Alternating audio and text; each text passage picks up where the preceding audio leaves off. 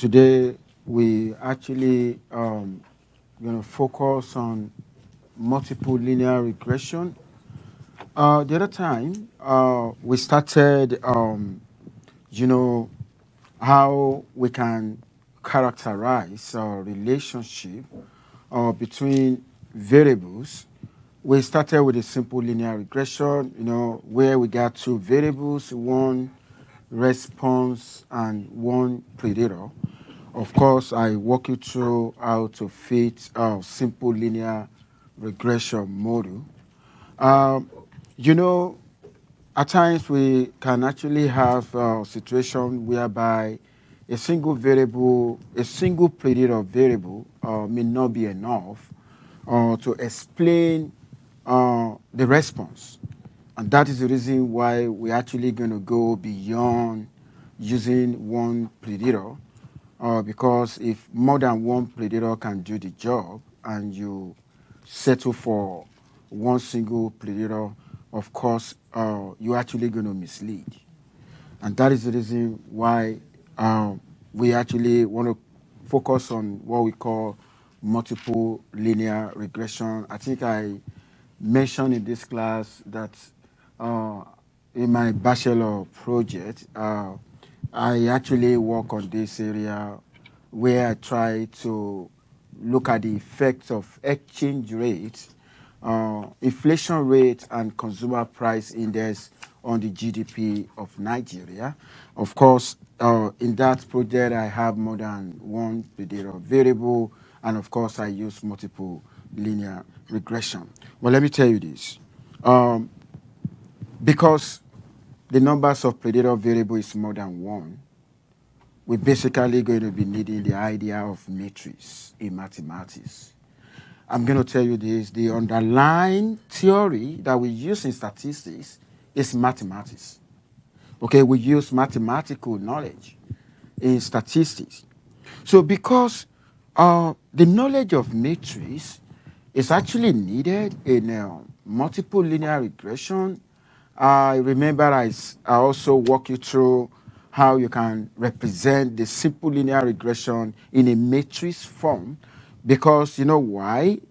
Before you can actually apply the knowledge of matrix to multiple linear regression, then you need to first understand how that can be applied to simple linear regression. And of course, in matrix algebra, before you can begin to tackle problem that has to do with 3 by 3, of course, you need to know 2 by 2. Okay, that was why we started from there. So today, we're actually going to continue on this. Well, let me tell you this. In this class, when I give you assignment or I give you exam, question could come in different ways. You could have some questions where you are given the data set. Okay, when you are given the data set, okay, of course, you're basically going to use, why are we wasting our time? Okay, but what if in a situation where you are not given data set, but you are only giving like maybe incomplete information and they actually wanted to figure that out using the manual way? Because before we discover software, we were using something, right? Okay, and we don't want a situation whereby problem comes and we get disorganized. And that is the reason why we need to understand more than one method. So today I'm actually going to start from, giving you an example on a multiple linear regression with two predator.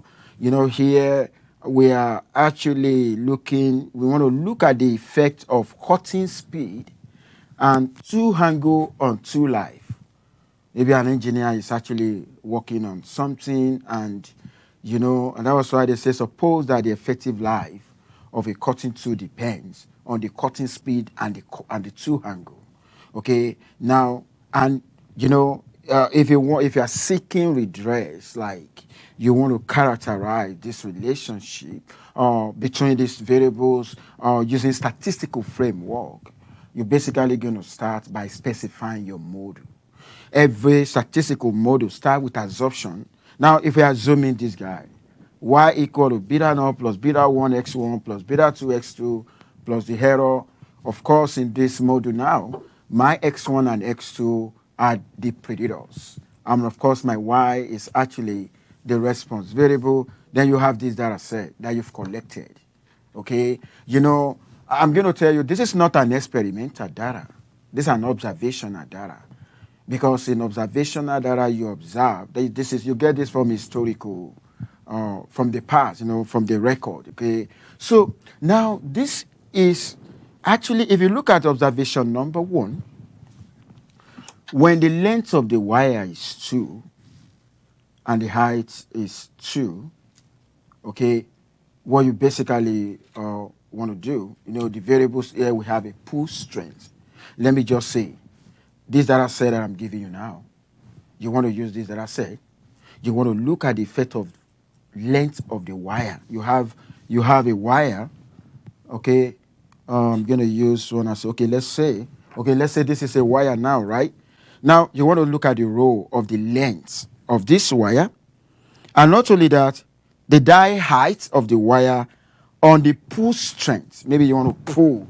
I don't know whether some of you have heard about Hooke's law in physics. Hooke's law in physics. Okay, when they talk about relationship, the force and the for the elastic material. Okay, now we have a data set now. Okay, and you want to fit multiple linear regression, and you basically want to use a matrix form to do that. And maybe you have information. If you take a look at n equal to 25, you got that from the observation. We got 25 observation. From there, you get your summation y, the sum of y. You get the sum of x, the sum of x1, the sum of x2, and so on like that. Now, let me tell you this. I want you to focus the board now. When I have a simple linear regression, right? If I have y, oh my God. Let me get something that's going to write. Okay. When you have a simple linear regression, y equal to beta naught plus beta 1x, right? Now, you're actually looking for beta naught and beta 1. We said you're actually going to use this guy here, right? You're going to use this guy. And how are you going to get x prime x? Okay, it's n summation x, summation s, summation s squared, right? Okay, how, and x prime y is summation y, summation xy. Okay, and the moment you get the inverse of that, multiply by this, you're actually going to get this. That will give you beta naught cap, beta 1 cap. But now, what of in a situation where the numbers of predator now is basically more than 1? Then I'm actually going to have this guy now. Okay, now I want to extend this guy. This guy is 2 by 2. Okay, it's going to go to 3 by 3. Well, I'm basically, and the formula that I actually want to use is this guy here, x prime y, that I expect to give me this guy. Right? Okay, now what is going to be my x prime x? Okay, and it's going to be easy. Summation x1, sum of the first predator. Sum of the second predator. I'm going to go this way. I'm also going to go this way. Look at that. Easy, right? Look at that. What I wrote here, the same thing here. Here now, this times this, summation x1 squared. Look at that. Here, combination of that and that. x1, x2, right? Here, okay, summation x2, x1, this guy and this guy, they're going to be the same. Lastly here, okay, I'm actually going to have this guy. Who doesn't understand how I frame this design matrix S prime X? So easy. If you have 4 predators, it's going to extend to be 4 by 4. I'm going to have summation x3 here, summation s3 here, then you start manipulating. Okay, this is S prime S. What I need now, I need my x prime y. Okay, if I need my x prime, take a look at this guy. I have summation y, summation xy, But for this guy, summation y, summation x1y, summation x2y. Look at that, easy. If that extends to x3, that is going to be extended. Now, the moment you get the inverse of this, and you multiply by this guy, automatically it's going to give you the estimate of the beta now, the beta 1 and the beta 2 you're looking for. Is there anyone who want to ask question? Yeah. Is there anyone who need clarification? Do not hide your feelings. Oh, let me first appreciate some people that visited me during my office hour yesterday. You know, I want students to be visiting. You know, if you have any question, you pay for the service. You deserve to be served better. Okay? So, okay, now, is there anyone who doesn't understand how to figure this out? Okay, now, do you know that this equation that I have here, if I write this guy in matrix form, what you have here is basically this guy.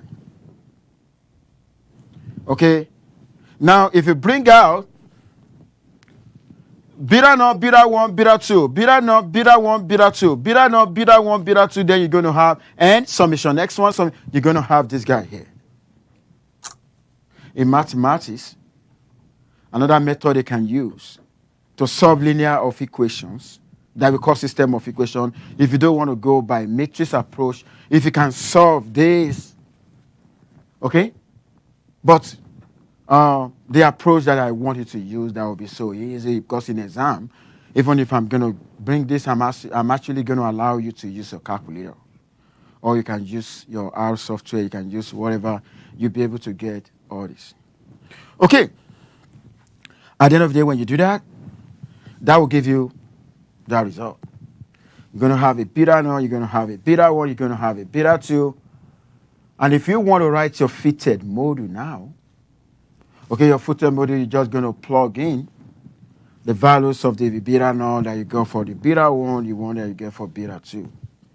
And there's something I want you to pay attention to. When I say fitted module, you always make sure you put a cap on y. If you put a cap on y, it does not represent fitted anymore.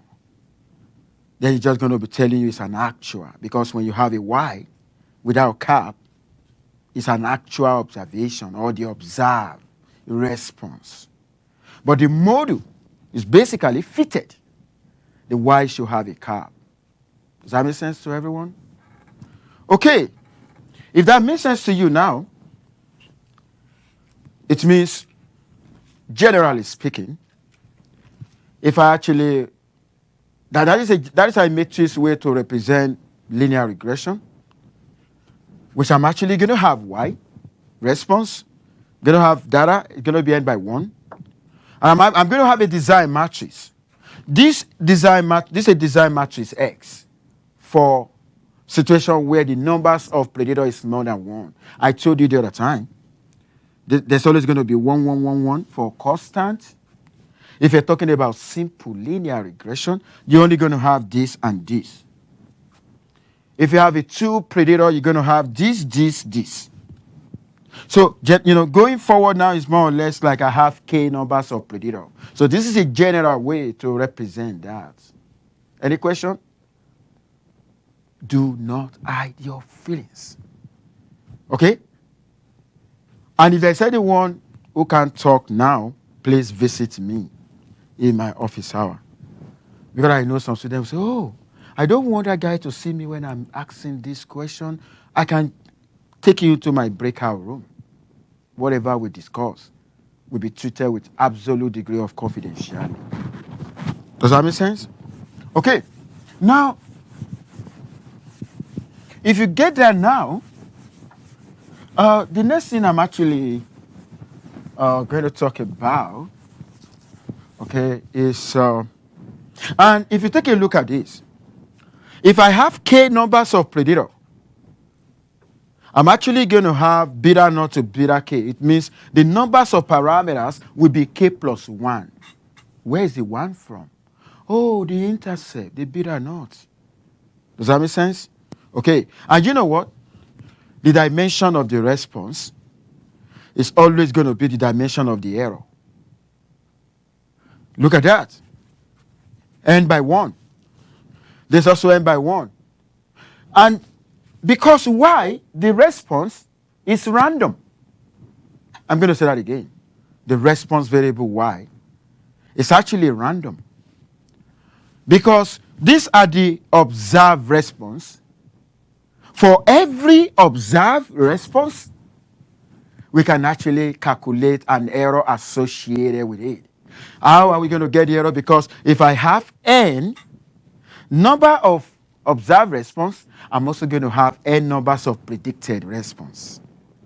You know, what I mean is this. The predicted response is basically going to be y cap. Y cap 1, y cap 2, until I get a y cap n. And the moment I got this, then I will be able to get this, which is going to be the distance between y1 and the y cap. Y1 cap. Does that make sense now? You know, anything okay, go ahead. What is the distance between y and y cap? Error. Yeah, which is, this is y minus y cap, which means depending on the numbers of y that you have, you're basically going to have an error, which is the distance. Does that make sense? There must always be a distance. Because we don't use a perfect module, right? Okay? Now, if I have data set now, and I basically want to write my data set in a matrix form, how am I going to do that? Take a look at this guy here. This is like I'm having two predators, right? This is x1. This is x2. The 1, 1, 1, 1, 1 is just for constant. You know, some of my friends, you know, my colleague will put in the design matrix, they're basically going to call 1, 1, 1, 1, they're going to write x0. Here, x1, x2. The x0 is, you know, just for the constant. That's always going to be 1, 1, 1 all the time. Okay. And this is the response, y. This is the design matrix, S. Go ahead. What would happen if you don't put the constant one? Yeah, if you don't put the constant one, then you are estimating this.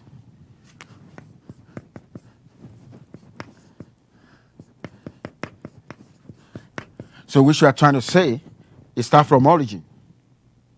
And practically, we don't start from origin. There must be an intercept. That's why we can incorporate that. That's a good question. Does that make sense to you now, right? So what would happen if instead of 1, can we just change it to any constant, or does it always have to be 1?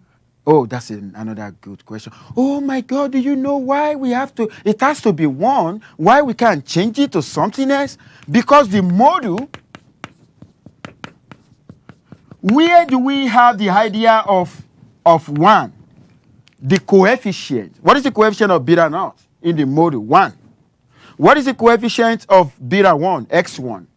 What is the coefficient of beta 2? X2. So the one that we got is not as if we assign any number arbitrarily, but we're looking at the coefficient of the intercept in the module. And that was 1. I think you know what they call coefficient, right? Coefficient. Okay, the coefficient of beta naught is 1. Okay, does that make sense now? Fantastic question. Okay, now, if I want to use a matrix approach for my data set, I need to translate my data set into, I need to get a design matrix X and the Y. Then when I get X, I'm going to be fine with every other thing I'm actually going to do. But okay, go ahead. In a lot of like machine learning applications, you regularize the data beforehand. Oh, you mean regularizing the data? Like moving it between -1 and 1 or 0 and 1. In that case, would you get rid of the 1 column? Oh, you're right. You're likely to get, but the most important thing in research, particularly when you're fitting linear regression, the fact remains that we always need to put intercept. Though intercept may not make sense in some situation, but it has to be there. That's a very good question. Okay, now, in the end, you do what you're supposed to do. like what I'm trying to do here, that is if I don't want to, this, I'm going to be wasting my time. This is a waste of time. You know the formula that I gave you the other time, I'm actually going to allow you in the exam. You know, there's going to be a sheet where you're going to write necessary formula. Instead of you to be doing this, no, you don't need this. You just need, here is n, summation x1, summation x2, summation x1, summation x2, summation x1, s1, x2, and so on like that. Does that make sense now? That's super easy. Okay.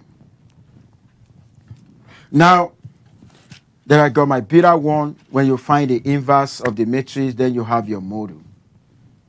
Is there anyone who doesn't understand probably mathematics that will be involved in getting that? Okay, this is the way we were actually doing things before the software. The essence of the software is to aid our computation, to speed up our computation. Does that make sense? Okay, but there's something that we put in the software. Okay, this is what we put. Without this, the software is not going to work. Okay, now, the other time, I've already, for you to conduct an inference, maybe hypothesis testing or confidence interval, because the values that you got here, the value that you got here, beta 0, beta 1, beta 2, we call them point estimate. They are single value. They could be wrong or right, even if you have done what you are supposed to do. In statistical analysis, okay, point estimate is when you have a single value. Point estimate. Okay, so this is like point estimate because it's a single value that you got, and a single value could be wrong or right. That is too dicey. And that is why in statistical analysis, to be on the safer side, we construct an interval, believing that we're actually going to do this. Because when you go into population, several times, the values you're going to get for beta naught will be different. It varies. The values for beta 1 will varies as well. The values of beta 2 will varies as well. And what we're now going to do, the beta naught, the beta 1, the beta 2 now become random variable. When they are random variable, then how can we trust? What values are we going to use? Because we have so many values for beta naught. Then what we're basically going to do is to find the average, and which is going to tell you expected value of this is going to be this. Actually, when I say that, I'm actually referring if this is this. Okay, in the case of two predators, and this guy, I'm talking about matrix. Okay, I'm talking about two predators. Now, because the values of beta naught varies from sample to sample, the values of beta 1 varies from sample to sample, the values of beta 2 vary from sample to sample, we're basically going to be looking for a particular value that will represent all of that. And what do we do in statistics? We use the measures of average, the measures of location, which is the mean. What we're trying to show here, anytime you see expected value of this, expected means mean of beta cap is beta. That's what we mean. The mean of beta cap is beta. This is the guy that we're looking for. This is the true population parameter. But this guy is an estimate.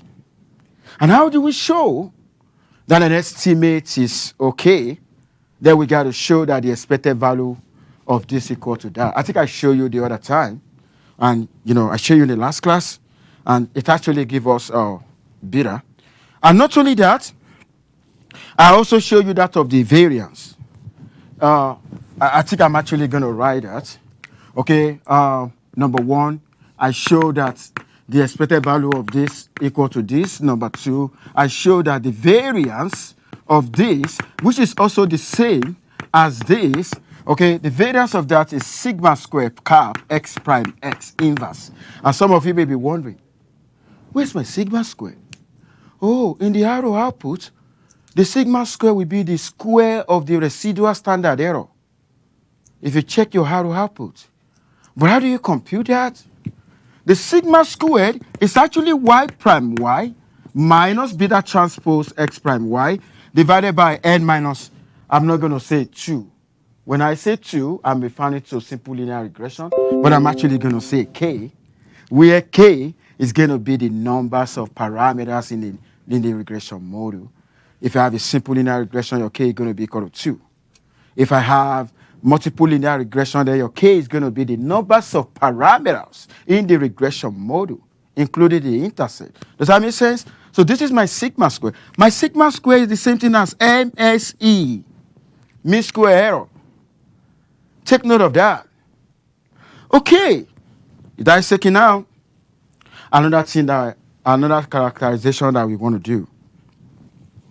You know, the moment I got this and this, okay, then I will be able to say beta cap is normally distributed, okay, with mean this and the variance of this. Okay, we're going to say the beta cap is normally distributed in case, if I want to find the confidence interval now, okay, the confidence interval, depending on the one I want to, the confidence interval is basically for simple linear regression, you know, I have this plus or minus is 0.975 n minus 2. The standard error, like for instance, if I'm talking about beta 1, is going to be the standard error of beta 1. And you know what? The standard error of beta 1 is the square root of the variance of beta 1. Where will I get the variance of beta 1? I'm actually going to get that here. Because you know why? The variance of beta 1, that is sigma squared x prime x inverse for 3 by 3. But it's going to, if you have a 2 predator, you're going to have 3 by 3. So this is going to be variance of beta naught. Okay, this is the diagonal is going to be that. The variance of beta 2. The diagonal element in the variance covariance represent the variances. If I want to talk about the confidence interval for beta 1, okay, what I'm going to use, I'm going to come here. I'm going to find the square root of that. And that's what I'm going to use here. Whether I want to construct an interval or I want to test hypothesis. But the half diagonal is the covariance. But the one in the diagonal, this is the, for instance, I want to talk about the confidence interval for beta naught. It's basically at, here I'm assuming 95% confidence. Okay, now n minus, but you know what? If the numbers of predator is 3, I'm sorry, if the numbers of parameter you have is 3, okay, you know, if you take a look at what I normally have here, we put n minus 2, but in the case, depending on the number of parameter you have, it's going to be k, which is depend on the regression parameter. But here I'm assuming, maybe I'm talking about 2 by 2, okay? Now, here, the standard error of this. And the standard error of this is the square root of the variance, of the, which is going to be this guy here. Go ahead. Is that a diagonal matrix? Or Yeah, it's going to, zero? no, they're going to, no, not 0. They're going to be something here, which we're going to be variance of beta naught, beta 1, variance of beta naught, beta 2. They, you know, you're going to have something here, but those ones are covariances. You don't need them. You only need the diagonal element. Okay? And that was what I was talking about here. Okay? In case you're talking, because before you're basically going to get a variance of beta, you need the inverse of x prime x. This guy here is just a constant that you multiply by this, that is, you're just going to have that. Okay. Let's say, for instance, you want to determine R squared, which we call the coefficient of variation, coefficient of determination. The coefficient of determination will tell us how much percentage in the response the model was able to explain. I'm going to say that again. Coefficient of determination, R squared, tell us how much percentage variation, okay, the model was able to explain. That is what we call R squared. I'm going to write that now. R squared. We call that coefficient of determination. Okay, it tells us how much percentage variation in the response the model was able to explain.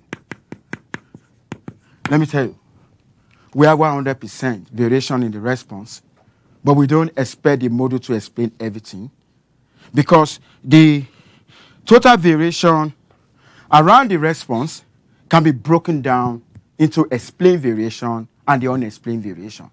Now, and that's what I'm going to show you here. The explained variation, we call it total, okay? How do you like what about this? Is there like a threshold for the R square value for us to consider that okay, this is a good model, like 85%, 95%? Like how do we know that? You are that's a good question. You're trying to say that if there is a threshold, there's no agreement on threshold, but on average, 80% is fine.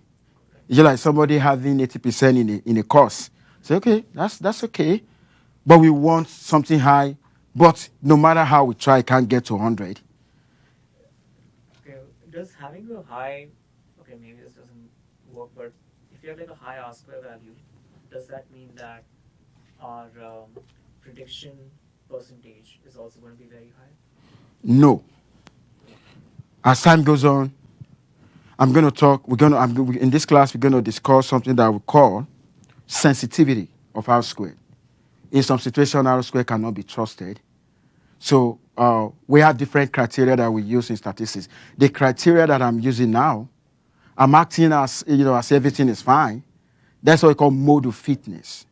So the word you're talking about is a situation where we have so many variables, so many predictors in a model. Even though you are adding a predictor that doesn't make sense, R square is going to go up. Then we need to adjust that. So we're going to talk about adjusted R square later. So if there's like a situation of like overfitting in a model, we would assume that R square would be like extremely high, right? Because the models just learned the data way too much. Like, Yeah, the more we had predator, even the predator doesn't make sense. Even if it is not relevant to the response, the R square is going to go up. In that situation, we're not going to use R square anymore. We use a different criteria that we're still going to discuss in this course that we call adjusted R squared. We adjust our R squared. There's another criteria called AIC, BIC. We're still going to talk about that. That's a good question. Go ahead. Could you go back to the previous slide? Okay. Yeah, so firstly, we proved E of beta naught, beta cap is beta, right? That's the first property that we're trying to understand for the least square estimators. So that's the first property, right? Yeah. This one is trying to say the beta cap is an unbiased estimator. Yeah, I got that. But then I sort of didn't understand what we're trying to understand using that and the covariance matrix, because we've written a lot of equations there. And I don't understand how that correlates to that. That's a good question. In statistical analysis, we use a method on data, right? The data is sample of data, not all data point in the population of interest, right? Now, the formula that we use on sample, we call it estimator. Now, the beta cap, where the module here,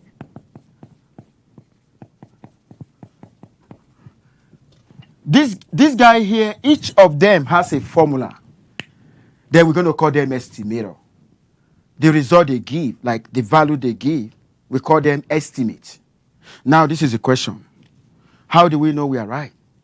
What we need to do, when you go into population, you could have several, the values of beta naught varies, the values of beta 1 varies. Now, the question now is, how do we rely on beta naught? Because it varies.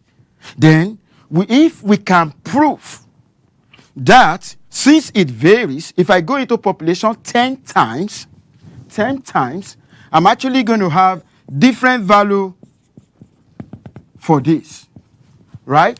What, now, the beta naught cap now become a random variable. What am I going to do? Then I need a data. I need one value out of this 10 that will represent all of that. And what are we going to use in statistics is getting the mean. And before you can actually use mean as a measure of sexual tendency, the distribution of that, as I said, should be what? Normal distribution. Good job. That's what we're trying to do here. And what are the parameters in a normal distribution? Mean and variance. We're going to talk about the mean of this and the variance of that. Does that make sense now? Statistics is easy. It's like a story that goes on and on. I enjoy my statistics when students ask questions. Is there any other question? Now you understand that, right? Because we have some students that are learning mathematical related course, but they don't understand what they are learning. The moment you understand the essence of what you are learning, what is the essence of this? Like the question you ask now, you will appreciate what you are learning. And that is the reason. So this is the mean of this. This is the variance of that. Then I can say it follow normal distribution. That was why we find the mean. Because if it doesn't follow normal distribution, maybe I'm going to find the median or find the mode. And how do we tell about the degree of reliability of the mean? A mean is a data point that is representing other data point. How do I know it's going to represent them? Well, I need variance. Does that make sense now? Okay.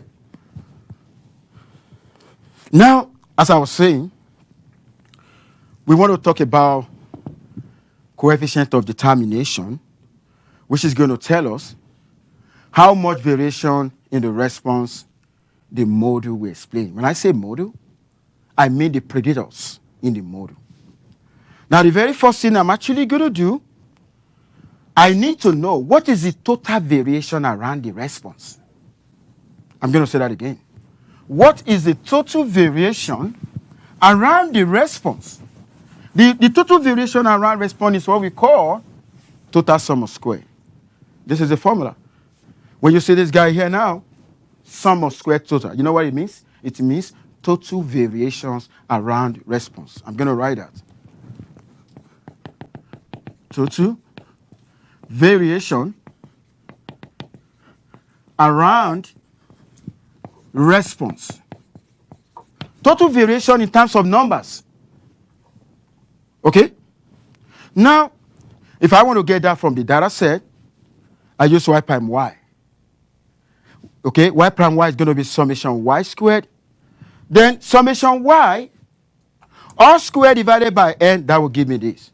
It means the total variation. You can see here, I'm only focusing on the response. There's nothing like predator. Take a look at that. There are y, right? Now, this is the total variation around response. Now, if that is the total variation around response, then what is the explained variation? Explain variation. Explained variation is going to be beta cap, the transpose of beta. Don't forget you've already obtained beta, right? If you have two predator, where you have beta naught, beta 1, beta 2 is going to be 3 of them, right? Multiply by x prime y.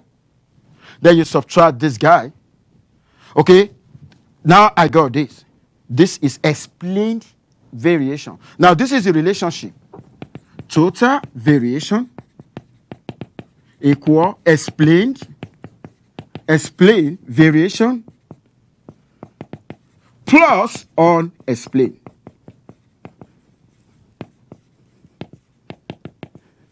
The total variation around the response was this guy here. An explained variation was this guy here. Then what am I going to do to get the unexplained? I'm actually going to subtract the explained from the total variation. That's what I'm doing here. And do you know what? The other time, when I was talking about sigma squared y prime y, when I was talking about getting the variance, You know, if you take a look at what I have here, that I divided by this guy is sum of square error. What you have in the numerator is sum of square error.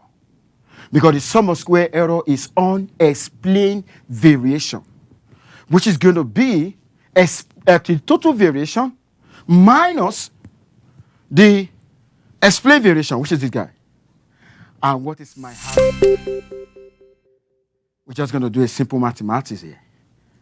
The R square is going to be the ratio of explained to the total variation. That's my R square. Okay, R square now, explained variation to total variation. Then you multiply by 100. So what you're basically going to do here, it is going to be explained variation is 5990.7712, then divided by total variation. The total variation is that guy. Then you get your R squared. Okay? So, and you can see the total variation is always higher. And there is no situation where the total variation will be the same thing as explained. No way. There's always going to be unexplained. But all what we're trying to do is to minimize the unexplained. Does that make sense? Okay. Based on this, we can formulate analysis of variance table. Yeah. So something. What's K? No, K is going to be the numbers of parameters in the linear regression. Yeah. That's a good question. Also known as degrees of freedom. Exactly. Which is also called degree of freedom. Good job. You know what? Send a message to me for extra credits. You know, when somebody eats something on the head, you know. Okay. Now, I can form analysis of variance table. Somebody is going to ask me, why do I need analysis of variance table? Oh, analysis of variance is the splitting or the breaking down of total sources of variation into various components. Take a look at this. The source of variation, the regression is going to be explain. The value you got for the explain, you put it here. The value you got for the total variation is this. And you know this guy just the difference between that and that. Then you come to the degree of freedom. Why do I have two degree of freedom here? Take a look at it. For regression, because I got three parameters. And that will be 3 minus 1. There's a difference between degree of freedom for treatment and the degree of freedom for error. The one for error is actually right here. Why do I get 22? Oh, I got 25. There are 25 observation minus 3. Where is the 3 coming from? The numbers of parameters in the multiple linear regression model, the beta 0, the beta 1, and the beta 2. Okay? I got it. And if I want to get this, just this plus this. Or this guy here, the degree of freedom for Torah is n minus 1.